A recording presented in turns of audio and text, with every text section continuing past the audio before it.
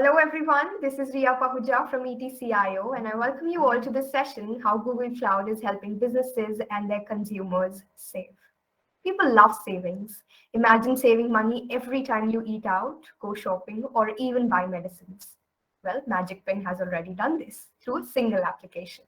But a service of this scale, catering to a global audience, personalizing their needs based on their locations, is not a task for a faint heart. It needs the valor of modern technology and infrastructure that delivers the most optimal flexibility, cost savings, and analytical capabilities. Well, enters Google Cloud Platform infrastructure. Partnering with Searce, Magicpin deployed and adopted GCP Cloud Storage, BigQuery Analytics, Google Kubernetes Engine for its containerizations requirements. The result has been powerful cost savings and perfectly strategic service aligned for Magicpin. Interested to find the whole story? Well, here we are to tell you the whole story. Today, the leaders from Magicpin, Searce, and Google Cloud will tell you how you can achieve the same business benefits from the GCP environment. For this session, we have with us a panel of eminent speakers from the industry. Please join me in welcoming Mr. Abhishek Awasthi, SVP, founding member at Magicpin, Mr. Siddharth Taliyan, Associate Director, Digital Natives for Searce, Mr. Nitin Khattar, Customer Engineer, a Data Specialist for Google Cloud. A very warm welcome to your speakers. How have you been? Yeah, thanks, Ria. Thanks for having me here this afternoon. And I think it is going to be a great conversation given the context that you have said. Yeah. Thanks, Ria, for organizing this. Definitely very excited. Yeah, same here. Happy to be here. The pleasure is all ours. Before we go ahead with the discussion, I would just like to remind my attendees that they can drop in their queries through the box provided. We will be addressing all of their questions in the end in our Q&A round. Without any further ado, over to you, Siddharth. Please take this forward. Thank you, Ria. Abhishek, thank you again for making the time. Actually, we have some questions through which we can, go through the whole chat. I just wanted to cover some ground before we get to the real question, right? So, I mean, we have seen that a lot of brands today have a loyalty point structure, and when you visit them, they sign you up, and then you have to keep track of it on their app, right? And I have 50 plus apps now. This loyalty points related. And then there are these vouchers that you can Google them, and there are these web links that take you from one place to the other, but those vouchers never work, right? Yeah. And then you have some limited time promotions, which are run on social media, right? Campaigns on Instagram, Twitter, Facebook. And then you have these influencers talking about these brands and giving out these coupons, right? I think what Magicpin has done is covered all of this, right? And in a journey of only 6 years, I think you've achieved a lot. And being India's #1 savings app is a milestone that you have achieved. So we would like to understand, I think the audience here as well would like to know, how was your journey, right? What were the challenges that you overcome, and how did you make this happen? Yeah. That's a great question, Siddharth. So if I were to summarize Magicpin on a single statement, I would say that Magicpin is a platform which connects customers to retailers as well as with the brands. And this entire connection makes this commerce experience magical. That's the power of platform that we have created. Back in 2015, when we started, right, online retail was already a buzz in the market, right? Everyone was kind of thrilled with the experiences that Flipkart and Amazon started to provide in the retail space. But the reality was that online retail was still a 5% of the entire retail space. The 95% of the commerce was happening in the offline retail markets. And the reality was that the technology penetration in that offline space was fairly limited. While players like Paytm and PhonePe were trying to solve the payment problems, there was practically no one who was trying to solve the discovery and growth problems, which were kind of the fundamental problem in the offline retail space. We as a company saw that as an opportunity, and we decided to create a platform which we named as Magicpin. The name Magicpin came from the fact that we wanted to pin a location on a map and display the magic around that location to our customers. And that magic was primarily driven by the discovery as well as by the savings that our customers can avail on different retail outlets around them. So that is how we started. I think over the journey of these 6 years, we have learned a lot of things. All that learning has gone in, and we have shaped this platform better and better over these 6 years. And I can proudly say that now our customers feel that we are India's #1 saving app. Thank you, Abhishek. Just a couple of follow-up questions, if you don't mind. So it is, of course, a task, right, to get all of these brands to work with you in the first place, right? And being a startup, I think it's all the more difficult to convince people that, you should spend your time and effort in talking to us, right? And secondly, being updated all the time, right? So I think that is also something that you are managing today. So if you could tell us a little bit more about what does it really take to work with so many brands at the same time? Correct. I think it is a hard task, right? I mean, kudos goes to the business team that we have, right? I think, and this is the power of this platform, right? When brands see that there are 10 million plus customers available on this platform, they feel confident that as a platform we could shape the demands for them. They can build a much stronger brand presence through a digital platform like us. That makes the life of our sales team slightly easy. But having said that, right, I mean, that's where I think we have also built certain expertise on the sales side to work with so many brands at the same time.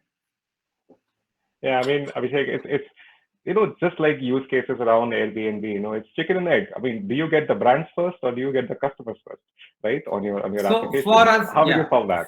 Yeah, for us, it has always been customers first. I mean, we had been in the loyalty building space for a fairly long period of time before we started bringing these brands on the platform. But I think when the wheel started spinning well, right, I think all of these things, all of these pieces started falling in place, and the brand and the platform has become what it is today. Thank you, Abhishek. Nitin, over to you. I've been asking too many questions. Yeah, thank you, Abhishek, first of all, for your time. And I always feel pleasure, talking to you. Been working with Magicpin for more than 3 years now. So since you mentioned, right, the Magicpin was actually something, the magic around when you pin something on a map. And definitely, if I talk about the times in 2015, there were a lot of apps who were focused on location intelligence, but they were more looking at how to solve a problem for a customer from traveling from A to B. While there were very few players who were looking at local commerce. So what was the idea behind creating such a intelligent location, more towards location intelligence kind of a platform like Magic? Yeah, like I said, Nitin, right?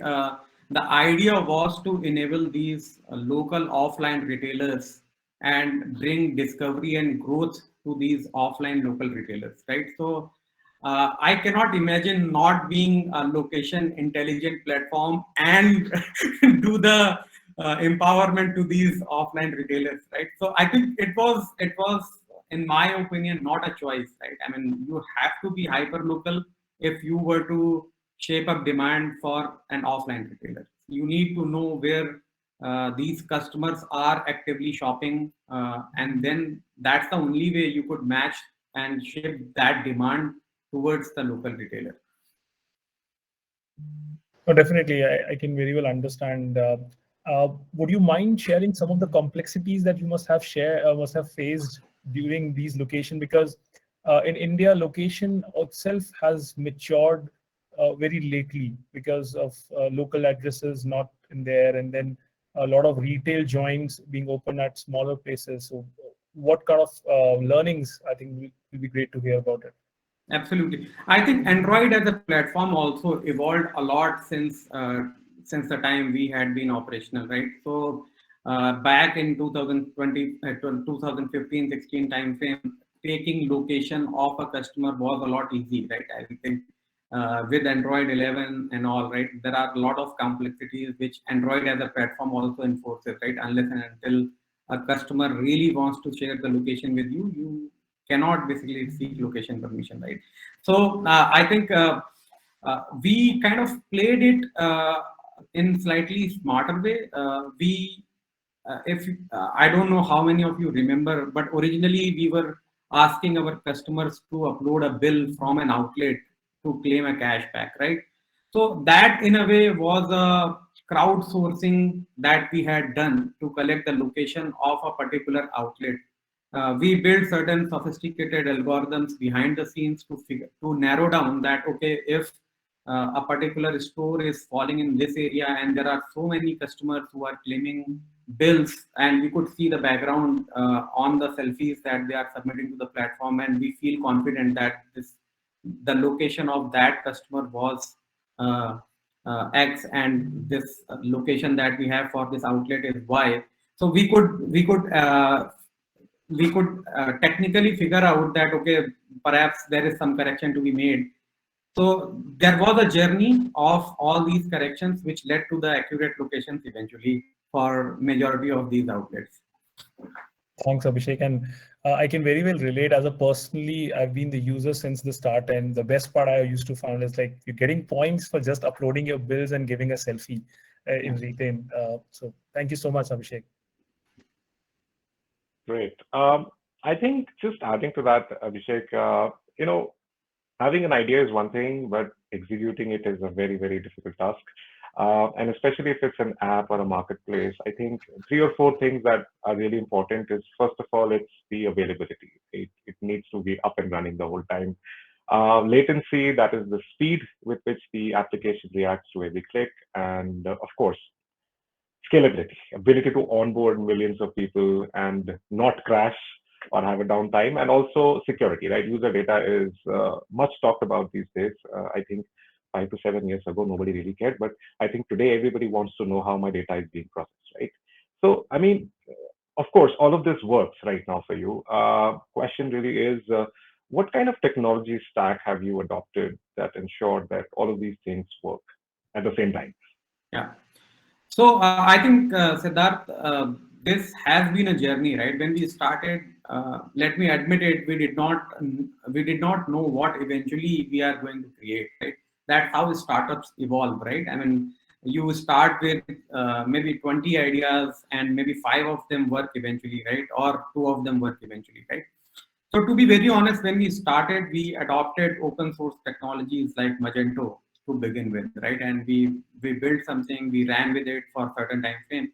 And then once we knew that what we eventually wanted to take in a longer run, we started building those solutions in-house using some nice technologies. And I can proudly say that whatever decisions we took at that time, 2015-16 timeframe, they are still holding good. We have not rewritten majority of the systems that we had created back in 2015-16 timeframe. So this has been evolution in terms of building the technology blocks brick by brick. Coming back to your second question, right? I think this is a digital era, right? I think keeping downtime to minimum possible level is the key, right? I mean, unless and until you provide 24/7 high availability platform, you are going to annoy your customers and they are not going to come back, right? Having said that, right, it was not the situation from day one, right? We have also learned through this journey that what all we need to do to keep the availability high, latency very low, and make sure that we do not have many hiccups when a lot of customers are on our platform. So there have been a lot of learning, but having been in a platform like Google Cloud is always helpful, right? Because Google Cloud shields you from majority of the infrastructural worries, right? You need not to worry about whether I need to add 5 more servers, I need to scale my database, I need to worry about my distributed data storage or some security vulnerability all the time, right? There are these things are offered by the cloud platform right away. So some of these capabilities that we have on the cloud platform always helped us remain up majority of the time. Excellent, Abhishek. And I think if you were to give like advice or 2 cents of your knowledge that you have gathered over the years for young entrepreneurs who are currently in the process of building something great, right? What would you recommend? Should they consider products that are around platform as a service, where most of the administrative tasks are taken care of by the OEM or the service provider, and you just focus on code development? Or do you still feel that probably everything should be under your control initially, and then probably you start outsourcing some of the administrative tasks? So, what's your take on it now? Yeah. I Siddharth, I am very clear since the very beginning, right? I mean, I feel unless and until it is absolutely necessary, you should not build anything on your own, right? I mean, if there is something available in the open source world, go and utilize that as much as possible. If there is something available on the cloud platform as a service, go and utilize that as much as you can versus doing everything in-house, maintaining all of your infrastructure and worry about scaling that infrastructure every day, right? That because that way you can focus on the actual problem statements and not about the subsystems on top of which you are building your solutions. No, thank you. Makes sense. Um, Definitely, Abhishek. I think that's a very interesting point where you brought in that how some of the services which are available in open source or by the cloud providers, one can quickly adopt and reduce the time to market versus building themselves. But let's go a little earlier. If you look at customers today, almost still, if you look at the customers who have adopted clouds across the world, it's even lesser than 10% as of today. And then there is no more and more adoption that we have seen across India and other sub-regions as well. Now, going on to the cloud almost 4 to 5 years back, what was the turning point? What was your starting point on choosing Google Cloud and any specific reason behind that? Yeah. So, Nitin, I think we were very clear since the very beginning that we are going to be cloud first company. I mean, before GCP, we were on some other cloud. So coming back to your specific questions, what prompted us to be on Google Cloud Platform, right? I remember those days when we made that call. And one thing that I recall is the business that we were running at that point was there was a strong ask from the business side that whatever bills are getting uploaded on the platform, we need to take a decision on those bills in near real time scenario, right? So we were a fairly young company and we realized that building a solution which is able to detect the text from the image of the bill that we are getting in a reliable format is going to take a lot longer. Google Cloud had a cloud vision service right then and there available. And I think that was the key point of key differentiating point for which we felt that Google Cloud had a clear edge over any other cloud platform available in the market, at least for us, right? Having said that, right, we every year evaluate whether Google Cloud is the right platform for us. And I think for the last 5 to 6 years, I'm proud to say that in all those evaluations, Google Cloud turns out to be the winner. So there are a lot many things that we have gradually started using in Google Cloud Platform, which is keeping GCP as the preference as the preferred partner. Thanks, Abhishek. I think that's the reason, and that's the love we get from our customers, as well as the overall excitement that keeps Google Cloud on their toes. And we keep working towards releasing more and more services that actually tries to solve customer problems and not just be a tech kind of statement out there. Yeah. If you can help us, with more about how Google Cloud, for Magicpin has evolved, or how do you, seek, you're looking to seek more out of GCP. what are some of the new areas you are invested in? I think many of our viewers who have started to look at Google Cloud or are still evaluating, I think they'll be happy to hear this. Yeah. So, like I said, right, we adopted Google Cloud in a very earlier stage of the company, right? So, we had this luxury of growing with Google Cloud.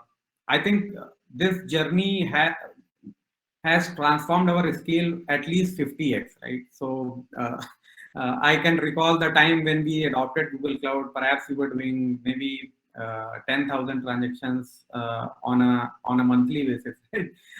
And versus what we are doing today, that will be like I think it will be thousand x kind of a scale that we are operating at this point.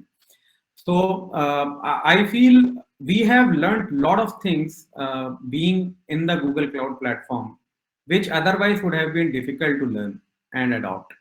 I especially like the quarterly business review meetings that we do with the Google Cloud and Searce team, where we basically can feel that Searce and Google Cloud both act like extended engineering team for us, right? We discuss the problem statements that we solve, and we hear a lot of good feedback / suggestions from Google Cloud team as well as Searce team, and that in some cases have helped us shape our solutions in a better way. If I were to recall a couple of such decisions that we had taken in the past, one was adoption of Bigtable. I remember we were using Cassandra at that point of time, and all of a sudden Cassandra started giving us a lot of problems which we as a team were not able to come out of. And when we discussed that situation with Google Cloud team, they suggested that, okay, we have something called Bigtable, which is fairly similar to what Cassandra offers. Why not try it? And once we did that, we figured out that it was the right thing to do. Same thing goes for the data warehouse that we have built internally. While we were deciding where to go and build that data warehouse, I think GCP team had suggested that BigQuery is the right choice. We did the POC and it turned out to be the right choice. And I feel there is whatever growth we have seen in the last 6 months or so, BigQuery has played a pivotal role in taking some of those growth decisions. Thank you, Abhishek. I think your kind words always help boost our confidence, and we'll really be looking forward to help you more. Siddharth, over to you. Yeah, on that note, Abhishek, we would like to understand what's the future here. Like, you already built an amazing product, but what's coming up? If you could give us a sneak peek, and if we can try and connect that to what kind of future decisions that you will take on technology, infrastructure, and so that would really help. Yeah. So from the business point of view, right? I mean, so far we have been strong on food and beverage category, but these local markets have more offerings, right? So we are planning to go deeper on other categories like fashion, pharma, grocery, the beauty service category. So business-wise, we are planning to go deeper on these sites. We have been operational on majority of the tier 1 cities so far. I think the time has come for us to now go to tier 2 and tier 3 cities. Pre-pandemic time, we were kind of planning to execute that growth path, but when pandemic hit us, all that situation actually changed. But now the markets are back, so yeah, we will go to the tier 2 and tier 3 cities, and we will try to learn how to do business there, and then we will scale that part out. So that's on the business growth side. On the tech side, I feel data is going to play a pivotal role for anything that we do from this point onward, right? So be it like providing different sort of services to our customers, or be it like preventing the fraudulent situations which happen time to time in the platform. Data and personalization is going to be the key focus area for us as a platform. Other than that, I think we are anticipating this scale to grow further. We are anticipating that in the next 6 months or so, the scale will grow from 5x to 10x from this point onward. So sustaining that scale with the reliability that we have built is going to be another key focus area for us as a tech platform. And I feel Google Cloud has all the offerings that we can utilize to address these two key focus areas going forward. Makes sense, Abhishek. Abhishek, anything on the lines of artificial intelligence, anything that you would want to build in the coming years that would just ensure that users can interact with brands directly, right? And be able to find the right fit. You know, there are so many products and so many brands out there. Yeah, there are great discounts, but how do I know that this is the best fit for me? Right. Yeah. So, are you thinking in that direction as well at some point? Absolutely, Siddharth. So as customers are doing more and more transactions on the platform, right, we are also able to understand our customers better, right? And that's where I think these data-driven decision-making platform offerings will come into the picture, right? So we are trying to understand our customers better and how well we can connect to them, to different retailers as well as to the brands. That's the personalization that I was referring to. That's the focus area that we are working on. Great. We'll probably come back to Google Cloud again. But I have a broader question for you, right? I mean, you're running a business and you're completely focused on, marketing your products, reaching the right customers. And then you have a fantastic partner in terms of Google Cloud, which has really built a phenomenal solution for companies like you. But I think there is some role to play for industry experts, who would come in and actually share their experiences with you, right? Like you might be able to share your experiences of running a company like Magicpin with a younger entrepreneur at some point of time. So a company like Searce, right, that comes into play, works with you on your infra requirements, provides suggestions, recommendations, sessions, trainings, and all of that. I mean, how important do you think a partner like Searce can be in this ecosystem? What are the couple of things that you found were very helpful in your journey? Yeah. No, Siddharth, I think our experience with Searce has been really great, right? Like I said, right, we at times treat Searce as well as Google Cloud team as the extended engineering team internally. So both Searce and Google Cloud team members are available real time to support us wherever needed. I think that's a relationship that I think we could build over the last 4 to 5 years. And we take pride at that, right? I think that gives us a lot of freedom to kind of take decisions quickly. For an example, the two scenarios that I mentioned, right? Adopting Bigtable and BigQuery, right? Those decisions were made fairly quickly, and those were possible only because we had the access to the right people who could basically advise us well in the time. Right. Okay. So, I mean, cloud is a journey, right? It's not really a destination, right? And we learn from you. We also take some feedback. We relate to Google Cloud team. They also work with you in tandem. And I think it's an evolving product, if I might say, right? If you have a couple of asks, right, from Searce or Google Cloud, like this is the future and you guys should be thinking in this direction as well. Is there anything that comes to mind? Anything that you thought probably I should tell these guys? As someone who is running a tech company, I think I would say if there is something that Searce can do to help the younger tech companies on DevOps excellence, that might be one area that I could suggest, right? I think DevOps is one area which is neglected to an extent that unless and until things really start going down, at least startups do not invest a lot of effort and energy on that direction. But if that could be availed like a service, right? I think that will be of great benefit to the young companies like us. Thank you for sharing that. I think it's time for me to go back and prep some material around it. Over to you, Nitin. Sure. First of all, Abhishek, thank you so much that you've given a good broader perspective and a spectrum around how things like technology, things from business standpoint have been playing a vital role at Magicpin.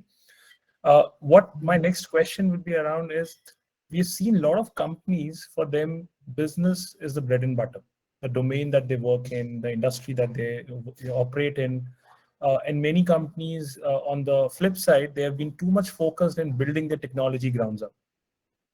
While at Magicpin, help us understand how you're able to marry both the business, the customer, since you're into this domain, and technology together, and have a fine balance in between them. Yeah. So, like I said in the beginning, Nitin, right? I think we as a company were decided to build this digital platform because we felt that the entire offline retail space is not as much penetrated from the technology side as it should, right? So, technology naturally comes into the center when we started kind of building this business, because we wanted to help this offline retail space through technology. So I think that has been the key differentiator. If I recall, if I compare ourselves with any other company who is in the market, adoption of technology has been in the core, because uh, we are transferring these technology solutions to the offline retailers eventually. Yeah, and I think one good part that we have seen as a consumers also, not just the technology advancement we have seen in building up the systems, but the consumers have really advanced digitally. Yeah. So even the phones they are carrying, the overall experience that they are seeing in retail and others, and it's really hard for any organization to keep up with that advancement pace. Do you see that as a challenge at this point of time? Not really anything. I feel if anything, right, that's a positive thing for us as a business, right? I recall the time of 2016, 17, right, when the smartphones were not as smart as they are today, right? We were constantly worrying about average customer will take hardly 10 to 15 apps on their device, right? And if you are consuming maybe 2 MB or 3 MB of the space in their device, they are likely to uninstall you very easily, right? So we were solutioning to build like PWA equivalent back in that time, such that people can avail our service on the need basis. If they don't need it, they need not install the app altogether, right? But gone are those days, right? I think these hardware evolution has made the life easier for platforms like us. We have also become a stronger platform, but I think at least back in customers' mind, it is no longer an issue to keep 25 apps on the phone at the same time. Sure, Great. that makes complete sense, Abhishek. Yes, Siddharth, over to you. Yeah, I just had one question while I was listening. Abhishek, there are two schools of thought, right? At least in India right now. One school of thought is that cloud expense is a cost, and the other thought is that cloud expense is an investment that you make in the business, right? Because you want to make sure that your users are happy, right, Yeah. with the performance of the application. What is your thought? Do you still see it as a cost, or do you think this is an investment that is prudent? Because I'll tell you why. A lot of startup founders that I talk to are focused more on being on platforms that are much cheaper, right? And trying to win against the ones who are actually on GCP and AWS. And there are differences in services and the offerings that you have. So if you were to go back in time again, and would you still make the same choice? And what would be your thought process? Yeah, absolutely, yes, Siddharth, right? In my mind, right? I mean, I think the cloud is equivalent to the office space or the hardware that we provide to all our employees, right? It is equivalent to that, right? It is the essential part, unless and until you invest properly and you provide this leverage to your engineering team to not constantly worry about procuring the actual hardware somewhere in someone's rack space, right? Um, you need to free their bandwidth from at least that point.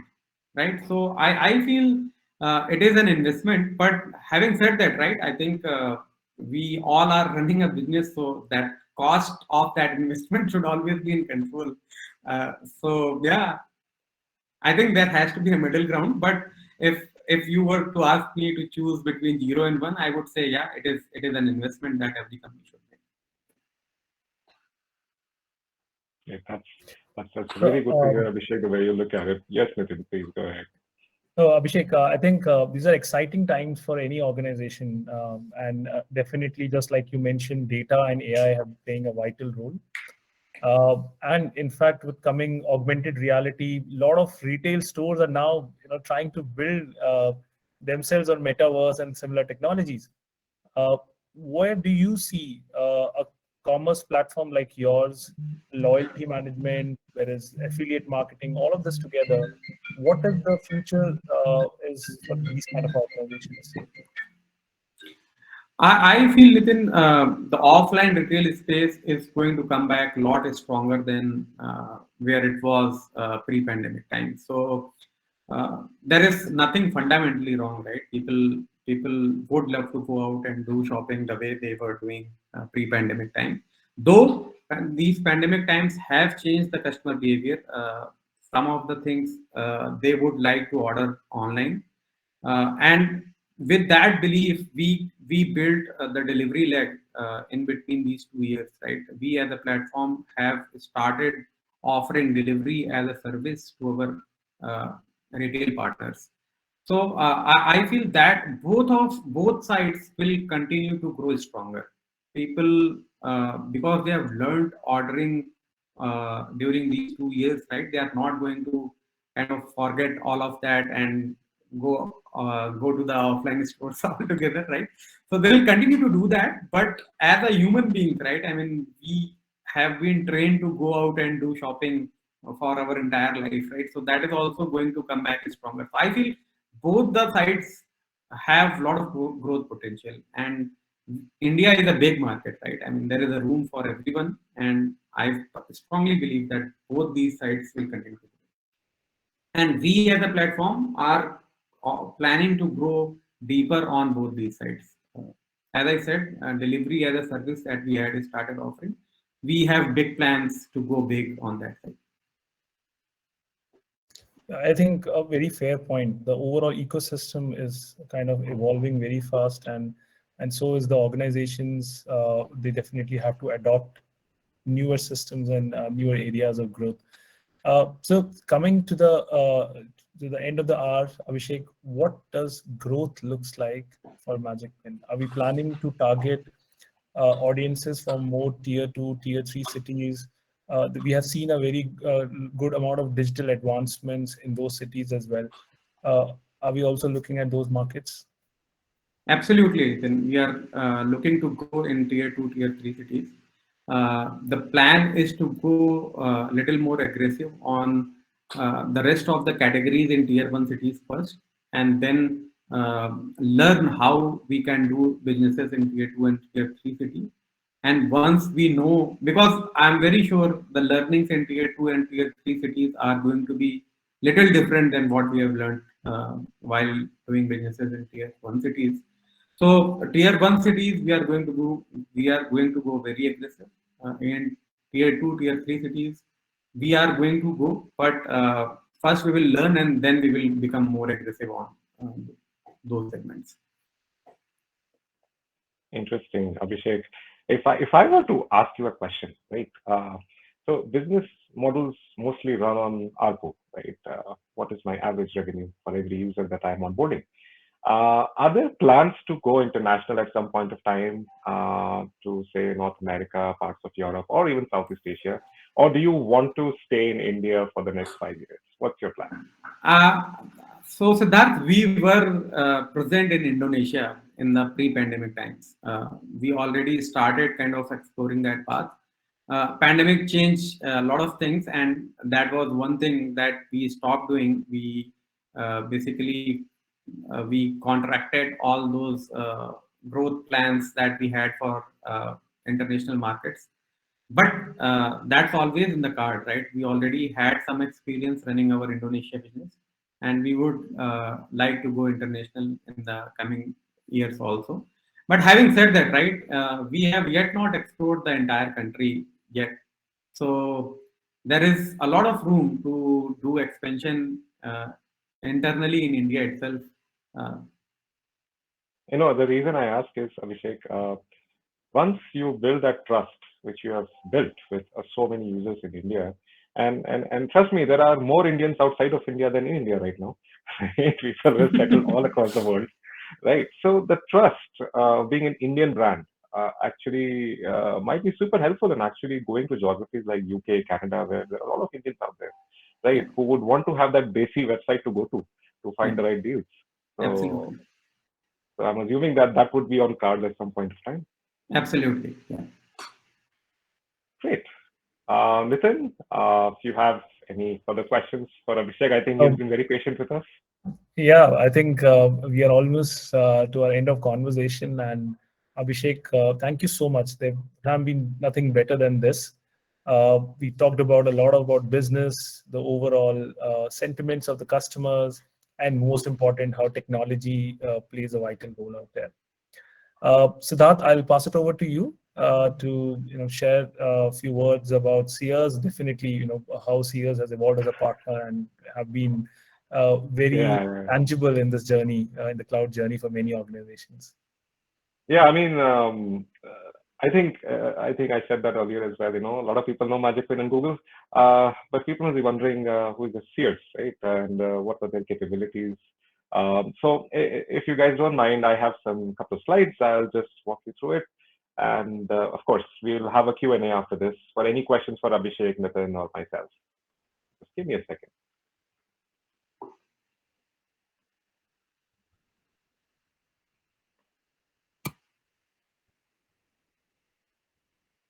Great. I'm assuming that Abhishek, you can see the screen, right? Yes, I can. Okay. All right. So Sears has been out there for a while now. I think it's more than 15 years, and we have been in more than 5 countries, major countries, including the US, UK, India, Singapore, and across these countries we have more than 15 plus office locations now, right? And I think in the past few years, since majorly when we start, becoming a Google Cloud Platform partner, we have served more than 3,000 customers to date. And most of these customers that we have had are fast-growing startups like Magicpin, right? And we continue to do good work in this direction. Just wanted to lay out a timeline of what Sears has been doing since the past few years. And I think a couple of milestones here is, I think 2015, I would say, when we began the GCP practice along with Google.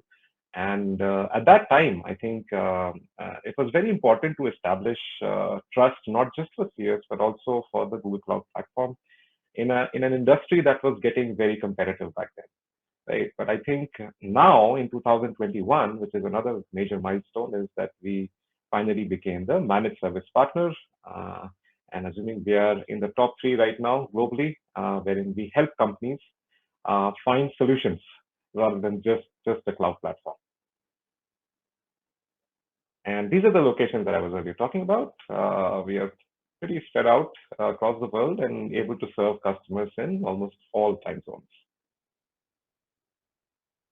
Now, coming to what are our specializations, because every service provider comes with something which means we are expert at, right? And we are proud of the fact that we are expert on cloud. So anything to do with migrating workloads from one cloud platform to the other, expertise on location-based services like Google Maps, solving problems when it comes to analytics, big data. How do you find the right inferences from a data set? The data set could be structured or semi-structured in that case.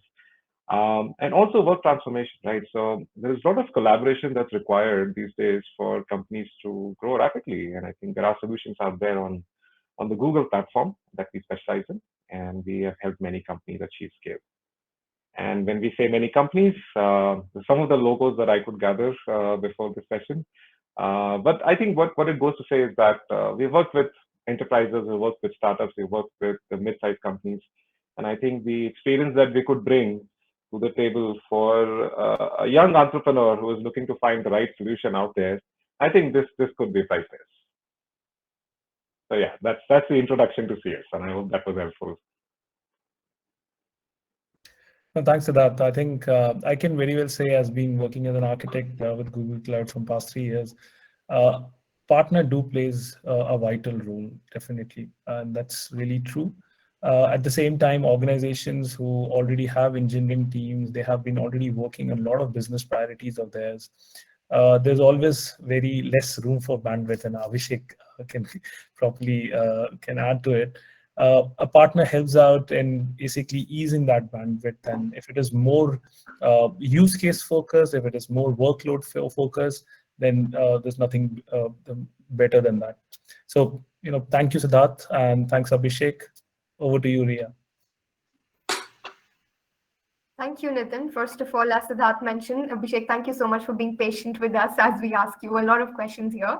But again, there's no end to questions, and we have attendee questions now. So if you're open to it, the first question, Abhishek, for you here is, uh, how does the platform safeguard sensitive information for its users, like their pictures and bank details? Yeah. So I think we do have privacy settings enabled on our app, which basically customers can go and select what type of photographs they want to make public, what type of photographs they only want to open for the network that they have built on the platform. So using those settings, people can choose the kind of information that they want to make public versus just open to their own network. Sure, thank you. Nitin, the next question is for you. How did Google ecosystem help the digital world in the pandemic time? Yeah, thank you. That's a very great question, I'll say. Specifically, if you look at the last 2 years, more than if I talk about Google Cloud, it's the organizations themselves who have adopted the digital ecosystem.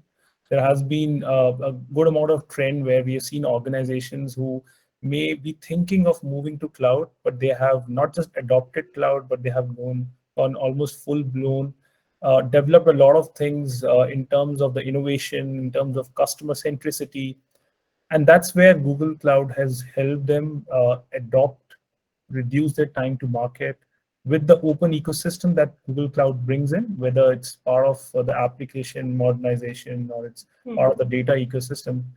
That plays a vital role because it's there for the developer ecosystem, for them to easily connect, for them to easily adopt, at the same time excel in what they're doing, with the help of technology. Sure, thank you for that. Continuing the question to you, Nitin, the next question is, what were the challenges for you as an OEM while working and implementing solutions for Magicpin? Yeah, definitely. Just like Abhishek talked about, we've been working very closely with their engineering teams right from starting adoption of a data warehouse. Because, see, generally, what we've seen in any organization, digital native like Magicpin, initial years are more spent towards the application stability, the application availability. It should be up and running. It should be able to provide better latencies, the turnaround times. But as the organizations keep collecting data over a gradual amount of time, it's really important that are we able to harness that data or not? Are we able to take insights out of it and use those insights to innovate the product offerings? I think that feedback cycle plays a very important role for any organization, and so was the case with Magicpin. And we help them resolve these complexities, make it more self-serviced, take the data to their marketers, take the data to their product teams in a seamless fashion, so that it can becomes easily available. It can be easily utilized in their product offerings. So that I see is one of the complexity areas that we really helped out. And another, what Abhishek talked about, how do we help them move to Bigtable and provide them a more robust and a high throughput system that can help them build for scale, so that they can bring in more and more users, so many transactions happening per second. And definitely, the need of the hour was a product that can handle that much amount of throughput. At the same time, it is able to also give them a better cost construct. Sure, thank you for that. Back to you, Abhishek. A lot of questions for you here. The next question is, how did technology and cloud infrastructure help you pivot your business model over the years? Yeah. So, like I said, right, being hosted on cloud always shields you from the infrastructural worries. You need not to worry about uh, procuring more hardware, worrying about the power backup, etc., where your hardware is hosted and all, right? So, uh, so that's one thing. Another thing is there are a lot of ready-made solutions available on the cloud. Platforms like Bigtable, BigQuery, right? If you were to build something on your own, or if you were to utilize any of the open source solutions which are available in the similar domains, right? It takes a lot of bandwidth from the engineering team to build those solutions and have them running as per your business needs. Having these solutions readily available on a cloud basically frees up your bandwidth to focus on the actual business use cases that you are planning to solve for. So I would say that's the key. These are the key two different things that anyone would love to have as a tech leader while they are building a young company. Exactly. Siddharth, we have the next question for you. How does Searce help online platforms like Magic scale their business with all the challenges ahead in the market? Thank you for that broad question. I could probably spend the next 30 minutes talking about it. But I think, see, Google has already built an amazing product.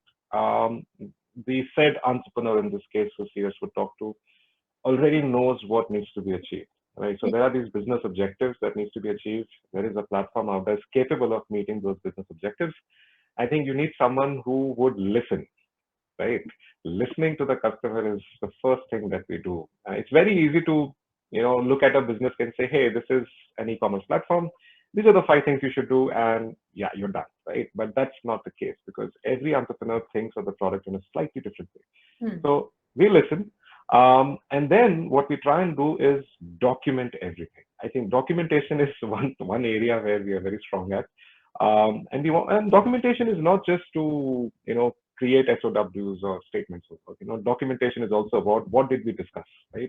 And what was the outcome of that discussion? Because in a project, there are many people who come in and come out depending on their role in the project. And I think without documentation, both the customer and CS would not know what happened in the last 2 months, right? So that is where we focus on, which has been really helpful for us. And of course, aligning the business folks with the technical folks and ensuring that the solution is helpful for both, right? Meeting both business objectives, but keeping the administrative overhead on the tech teams at the lowest, right? So Abhishek mentioned the CS should focus on DevOps. I think it's completely right. And there are a lot of other things that we should probably be focusing more on going forward with Abhishek and other entrepreneurs telling us what they really want. And at the end of this comes delivery, right? Once we do all of these activities, that is when we start executing. And I think the execution becomes seamless only because when you do your initial documentation, processes, understanding, getting all the stakeholders on the same page, right? And execution-wise, I think we have close to 300 certified cloud engineers now who have specializations on the platform. And yeah, I mean, I think with CS, you can expect a broad level of consultative exercise, not just a partner that will help you go on cloud. All right. Before we go off, Abhishek, one last question for you if you're up for it. Yeah, absolutely. Sure. The question says, would you rather prefer a single cloud or a multi-cloud stack? And if you could state the reasons why. As much as possible, I would like to remain in single cloud. There are different benefits, unless and until I think there is a very strong use case that the cloud that you have chosen is not able to basically solve for. All I think majority of the cloud solutions which are available in market, at least the top 3 cloud solutions which are available in the market, they are pretty much at par in terms of offering different services. So in terms of reliability, in terms of availability, in terms of all the basic software services, I think all the 3 clouds are pretty much at par. There are very few key differentiating services which are specific to the clouds. I think it is up to the need of the hour, what individuals are looking out for. That should be the difference. That should be the decision-making point in case someone wants to go multi-cloud. But my personal experience and advice would be to remain single cloud platform as much as possible, because there are a lot of other challenges that you see when once you become multi-cloud platform. Exactly. For sure. Great. Thank you so much for being with us, Abhishek, Nitin, Siddharth. Thank you so much for answering all our questions. For our audience, we have tried to answer most of your questions. In case we have left on few or you have more questions, please do reach out to us through any of our online and communication channels. We will always be happy to help. Thank you so much once again. Until next time, please stay safe. Yeah. Thank you, Ria. Thank you for having us Thank this you. afternoon. Yeah. Thanks, everyone. Thank you.